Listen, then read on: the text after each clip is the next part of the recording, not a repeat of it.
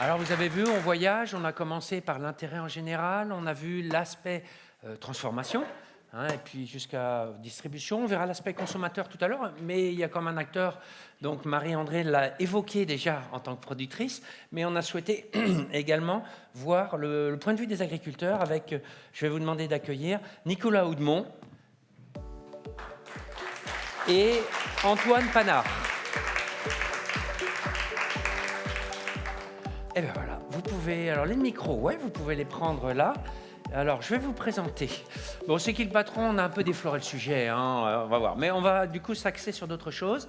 Donc, Nicolas Houdemont, vous êtes agriculteur, vous êtes un des agriculteurs dans la démarche C'est qui le patron, en conventionnel, en GAEC avec votre oncle, 2,5 équivalents temps plein salariés, et 2 apprentis, 130 vaches laitières, 50 vaches limousines avec un label, 180 hectares de culture. Et vous êtes à Cran, Château-Gontier. Enfin, c'est à Cran ou à Château-Gontier? À Pomerieux, exactement. Eh ben voilà, à Pomerieux. Ouais, c'était pas sur ma fiche, mais d'accord, à Pomerieux, en Mayenne. Antoine Panard, vous êtes donc avec votre conjointe au sein du GAEC Mousset en production bio. Donc là, déjà, on a 2 systèmes qui sont différents et on verra la complémentarité. 160 hectares, dont 120 hectares d'herbe, 120 vaches laitières, 7500 litres par an et par vache, installées en 2013 avec des tiers, puis maintenant avec votre épouse, et vous travaillez avec Synovia. Ah, vous travaillez chez Synovia avant l'installation. Vous avez des collègues, je crois que j'ai croisé des gens de chez Synovia tout à l'heure. Alors, c'est qui le patron? On l'a vu un petit peu. Monsieur Le Seur a commencé à déflorer le sujet. Est-ce qu'en quelques mots, rapidement, rappeler la démarche? J'ai plus grand-chose à dire. Ouais, il a presque tout dit, monsieur Le Seur. Simple, on va gagner du temps. Ouais. Il n'a pas tout dit. Donc, Bon. la base, la genèse, Ouais. c'est... Il y a Léo qui fait partie de l'équipe, qui est là, qui représente aussi les consommateurs. Donc, c'est une coopérative de consommateurs qui a été créée en 2016, hein, suite à un petit peu à la crise du lait qu'il pouvait y avoir à ce moment-là. Et donc, des consommateurs se sont réunis. Et puis, au détour d'une rencontre, je crois, avec le ministre de l'Agriculture de l'époque, M. Le Foll, voilà, il a été mis des idées. Et dans le même temps... il y a des gens qui se sont rencontrés avec des producteurs de lin. Hein. C'était pas nous à la genèse, des producteurs de lin tout près de Lin, Lyon. le département. Oui, de lin, le département, pardon. Et qui, donc, une quarantaine de producteurs et qui étaient un petit peu dans la difficulté, hein, qui vendaient leur lait à 200 € la tonne, je crois, en souvenir. Donc, c'était très compliqué pour eux. Ils vendaient du lait en Italie et ils n'arrivaient pas forcément à retrouver. Ils savaient qu'ils ne pouvaient pas tenir longtemps. Et puis, dans les mêmes moments... il y a des gens se sont rencontrés, hein, c'est comme ça que c'est fait, avec des gens de chez Carrefour. Je me souviens notamment de Bertrand Swierski, des gens qui ont... Voilà, et donc les cofondateurs qui sont Nicolas Chaban et Laurent Pasquier.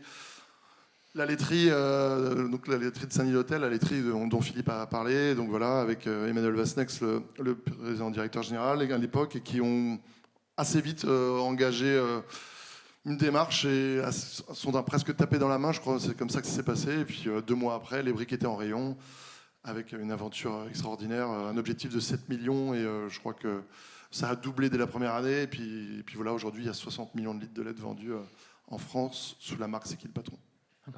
On va voir, alors après je vais vous reposer une question peut-être sur le profil des agriculteurs qui sont finalement dans cette démarche. Antoine Panard, est-ce que vous pouvez... Alors vous êtes aussi dans Ce qui est le patron, si j'ai bien Oui, c'est ça. hein. Alors en bio, est-ce que vous pouvez nous expliquer la place finalement du pâturage dans les critères, dans votre approche finalement à la fois production et commercialisation, enfin, vente à un transformateur? Donc, on est passé à un système bio en 2020. Donc, avant 2020, on avait un système assez classique. On pâturait une vingtaine d'arts par vache. On avait l'impression déjà de faire pas mal de pâturage. Et donc, j'ai un associé qui a souhaité quitter le GAEC. Et ça a été l'occasion de remettre en cause tout le système. Et c'est à ce moment-là qu'on a décidé de se tourner vers plus de pâturage, vers le bio, qui a incité aussi vers plus de pâturage. Et donc aujourd'hui, on pâturait 55 arts par vache. Et je dirais que aujourd'hui, j'ai vraiment l'impression de faire du vrai pâturage. Je pense qu'il y a pâturage, effectivement, la définition, enfin, il y en a des multiples. Il y a pâturage et pâturage. Ah oui, il y a même pâturage. Et donc, aujourd'hui, moi, j'ai vraiment l'impression d'être un éleveur pâturant, enfin, de faire pâturer mes vaches. Je vais toutes les semaines dans mes parcelles d'herbe.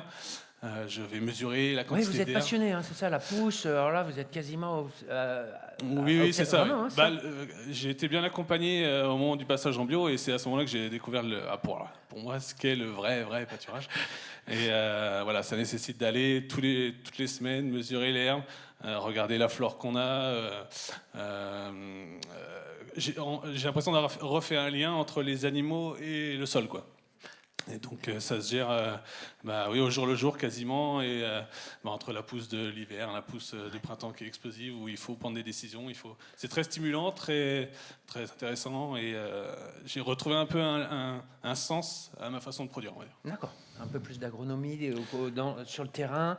Et sans doute plus technique aussi, je crois. Exactement, entendre, ouais. parce que ça a l'air d'être un phénomène qui n'est pas si évident à aborder. Et vous avez l'air à la fois expert et passionné.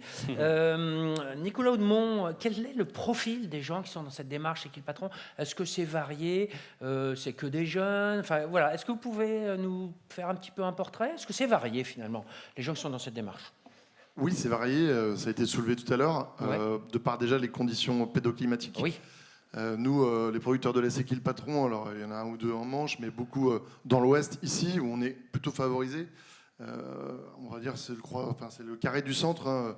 On va jusque dans Lyon, on redescend dans l'Ain, et puis après, je sais plus, l'autre carré, c'est peut-être les Deux-Sèvres. Enfin, on va dire c'est le carré vraiment du milieu, et on n'est vraiment pas sur les mêmes règles du jeu, hein, faut être franc. Ouais. On a le même cahier des charges, mais quand on parlait tout à l'heure de durée de pâturage, dans de l'herbe verte, on n'est pas logé à la même enseigne. Clairement, donc nous, on est plutôt des gens favorisés, donc c'est plus facile de mettre en place une durée de pâturage un petit peu plus longtemps, avec une qualité derrière nutritionnelle plus élevée.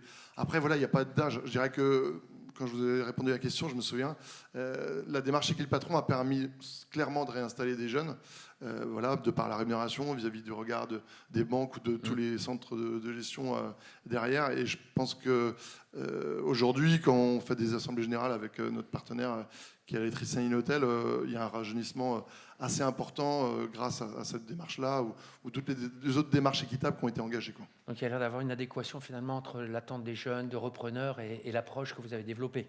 C'est ce que j'entends. Alors, on a entendu M. Perrault tout à l'heure qui a dit que les jeunes ils s'en foutaient du pâturage. Enfin, je caricature. Jean-Louis. Je caricature. Ah. Oui. Mais bon, vous voyez, il y en a ici qui font pas comme ça. moi, je fais partie des gens, comme a dit Philippe tout à l'heure, où on était en train de robotiser. On pâturait quasiment plus, et aujourd'hui on s'est remis à pâturer grâce à cette démarche-là. Ce qu'on voit quand même, l'aspect technique, vous l'avez évoqué, l'aspect rémunération, l'aspect consommateur, est-ce que c'est pas un égalime avant l'heure, c'est Qui le Patron? Ou en tout cas dans la pratique, parce qu'il y a des belles intentions, mais là, est-ce qu'on n'est pas un peu là-dessus? Régulièrement, on a un communicant qui dit que ça a été en partie pris sur cette démarche chez Qui le Patron, D'accord. mais oui, il y a beaucoup de ressemblances, en tout cas, et que... De toute façon, pourquoi il y a des gens qui de plus en plus laissent les animaux en bâtiment? C'est qu'à un moment donné, c'est une question de simplicité par rapport à la gestion des fourrages, à les stocks, et le casse-tête que dit Antoine ou Marie-André sur son exploitation dans le Morbihan, c'est exactement ça. En fait, il y a des gens qui veulent quelque chose de plus simple, plus carré, avec des salariés, parce que c'est plus facile. Oui, c'est plus technique, un peu plus complexe. Comme un petit peu un élevage hors sol, en port ou d'autres structures, quoi. Donc voilà, mais moi je dis pas que je fais un vrai pâturage mais elles sortent dans le cahier des charges. Lui c'est pâturage. Vous c'est simplement pâturage, quoi. Voilà, c'est ça. Ouais, c'est ça, voilà. Pâturage. C'est comme le bon chasseur, quoi. Ouais, ok. Voilà. Pour ceux qui ont la référence. Alors la question c'est aussi la rémunération. Est-ce qu'on peut gagner sa vie avec un système pâturant? Parce qu'on l'a entendu, hein, c'est l'équation économique, elle est un tout petit peu importante. Oui, exactement.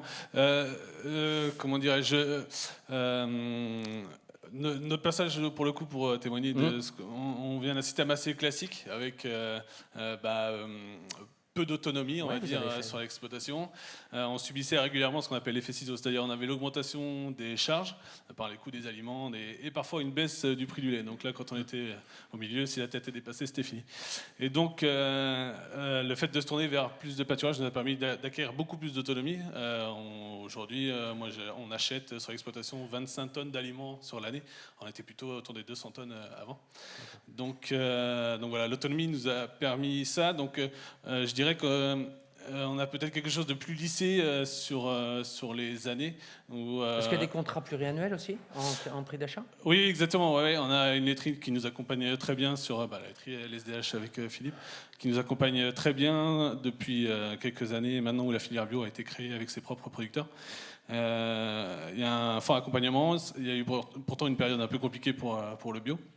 On a toujours été bien accompagné. Donc ça fait vraiment partie du nœud de la, enfin c'est le nerf de la guerre, hein, cette rémunération-là. Et nous, on a travaillé sur l'aspect charge où on a essayé de maîtriser un peu mieux nos dépenses. Donc une vraie approche filière.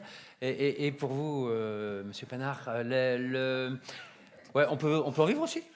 Alors, vous n'êtes pas en bio, hein, donc il y a quand même des différences. Voilà, l'équation économique. J'écoutais l'autre jour Jean-Marc Jancovici qui disait que dans l'étude qu'ils ont fait auprès des 8000 agriculteurs qui ont été questionnés dans leurs travaux au sein du Shift Project, que les producteurs, enfin les agriculteurs en général, étaient prêts à faire les efforts que les consommateurs étaient prêts à entendre, dans les limites du raisonnable bien sûr, mais qu'ils étaient prêts à s'engager dans une démarche sociétale, sociale et autres, à condition que derrière il y avait une rémunération. En fait, c'est le nerf de la guerre, comme tu dis Antoine, mais à partir du moment où on a notre rémunération, engager des améliorations par le pâturage sur tout ce qu'on dit sur la décarbonation, sur voilà, tout ce on a tous les deux replanté des haies depuis qu'on est dans cette démarche-là. Oui, on l'avait pas évoqué, l'aspect biodiversité. Ouais. Voilà, donc on en est conscient hein, au contact des consommateurs. Quand on fait des animations en magasin, on sait que c'est quelque chose d'hyper important, quoi. On a retrouvé l'essence même de notre métier grâce au contact des consos, quoi. Alors, pour ne pas perdre trop de temps, ou quand je dis perdre, prendre trop de retard plutôt, ce serait sans doute la meilleure façon de le dire. Paul, est-ce qu'il y a des questions? Sinon, moi j'en avais une dernière, mais est-ce qu'il y en a dans le public? Il y en a une à côté de moi. Ah, d'accord. Si vous voulez bien vous présenter, oui, puis poser votre question. Et ben en fait, oui, moi je suis Léo, je suis un consommateur sociétaire de l'initiative. Donc on est 16 000 comme ça à avoir pris une part de cette coopérative. Après, il y a 15 millions d'acheteurs de produits C'est qui le patron, mais du coup, tout ce que j'entendais tout à l'heure, c'est hyper intéressant parce qu'en effet, en tant que consommateur, finalement, le pâturage, on n'y connaît pas forcément grand-chose de base. Même moi, issu du milieu agricole, honnêtement, les normes du pâturage et tout ça, ça me parlait assez peu. Mais quand on a des producteurs qui peuvent valoriser cette pratique-là, expliquer pourquoi c'est important sur le bien-être animal surtout, et ben en tant que consommateur, on est apte, alors peut-être pas tous les consommateurs, mais bon nombre de consommateurs, je pense que tous ont fait nos courses, si on a la certitude qu'il y a un vrai cahier des charges vérifié derrière, s'il y a une rémunération qui va avec aussi, et ben on est prêt à mettre quelques centimes en plus. Et c'est un peu la nature de C'est qui le patron, c'est de pouvoir demander au consommateur quel prix il est prêt à mettre en échange d'un cahier des charges vérifié, etc. Et du coup, on s'est rendu compte que beaucoup de consommateurs sont prêts à mettre ces quelques centimes en plus, c'est pas énorme, mais pour avoir l'assurance d'un produit de qualité, quoi. Et on a mené des études même au-delà de C'est qui le patron, qui montrent justement que, alors j'ai pas le pourcentage là, je suis désolé, je pourrais rechercher, tout à l'heure je cherchais, il n'y avait pas internet, mais qu'il y a une grande partie des consommateurs qui sont prêts à rajouter quelques centimes en plus. Je crois que c'est 6 € par mois à l'échelle de chaque consommateur, s'ils ont l'assurance que les produits qu'ils achètent sont équitables. Alors ça peut être via le pâturage, via la rémunération. Et donc ça, c'est quelque chose qui est vachement important, parce que ça montre, je ne sais plus quelle était la question tout à l'heure, que le consommateur, alors des fois c'est vrai qu'on peut se dire le consommateur veut tout mais pas le prix, en effet il y a peut-être toujours besoin de premier prix, mais on est quand même bien nombreux à, en échange de l'information, de la transparence, être capable de mettre ses sentiments en plus pour de la qualité, quoi. C'est effectivement quelque chose qui est induit dans ce qu'on dit, mais filière, transparence, et chacun est rémunéré. Je vois qu'il y a une autre question de monsieur devant, et après on verra s'il y en a en ligne. On en prendra 3. Oui, bonjour. Laurent Mascaron, la dépêche vétérinaire. Je voulais une question sur un autre sujet, en fait. Toujours sur l'importance du pâturage, une approche économique qui est la seule réelle, puisque vous êtes des producteurs. On est dans une économie très importante. Après, il y a un autre aspect que je n'ai pas vu aborder, je trouve ça important. Allez-y. Je suis issu du sud-ouest, je suis pyrénéen d'origine. Quand j'étais gamin, autour du village, on avait des espaces d'estive, avec des estives pas trop loin, des prairies entretenues. Et malheureusement, les vaches ont disparu, le tourisme a pris la place, on va dire, au niveau économique. Et on a un souci d'entretien du paysage, très important. C'est pas dans l'Ouest, évidemment. Ici, la filière agricole est très, très importante. Mais dans ma région, aujourd'hui, le tourisme a pris la place. Le problème, c'est que les taillis et la faune sauvage a pris la place. Fermeture. Voilà. Et on a des soucis, d'entretien du paysage. C'est-à-dire il y a des taillis partout. On essaie de développer le tourisme. En même temps, les sentiers se sont perdus. On a des problèmes de cohabitation avec la faune sauvage. Oui. Voilà, On l'a évoqué à demi-mot avec Marie-André Luin tout à l'heure. C'est un aspect que je n'ai pas vu aborder, Alors, mais j'y suis vous l'avez sensible dit. parce que quand je vois les paysages de mon enfance où j'allais faner avec les cousins et que je vois aujourd'hui que c'est envahi par les broussailles, qu'on a des touristes qui commencent à avoir peur de l'ours qui est dans le coin, parce que on n'est pas ici, bien sûr, dans cette région-là. Mais je veux dire, je suis fier d'être du Sud-Ouest, je suis pyrénéen, et c'est un aspect que je n'ai pas vu aborder. Et je trouve que c'est important de faire comprendre aux citadins qui achètent leur pack de lait que si ils veulent avoir des régions de France qui ont encore une identité paysagère, où ils peuvent randonner dans des territoires à peu près comment dire, accueillants, il faut... l'idée, Si toutes les vaches sont dans des hangars à manger de l'ensilage, c'est pas du tout cohérent avec l'image que la filière lait veut donner de ce qu'elle fait.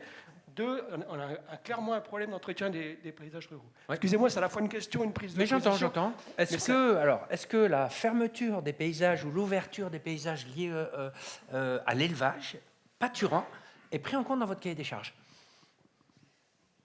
Je réponds en tout cas de mon côté. Dans les zones de montagne, là, c'est ce qu'on évoque. Là. Nous, on n'est pas en montagne. Oui, mais c'est plutôt la plaine où on est. Oui, l'un, et puis... Je suis content, j'ai Tiffany, ma veto, elle est là, mais c'est vrai qu'on en parle régulièrement, en fait, de toutes les maladies aussi subjacentes qui peuvent... Enfin, je vais répondre un peu à côté de ce que votre question, mais c'est quand même... Il y a un intérêt quand même derrière de regarder la biosécurité, on en a parlé tout à l'heure, mais c'est hyper important d'y faire attention.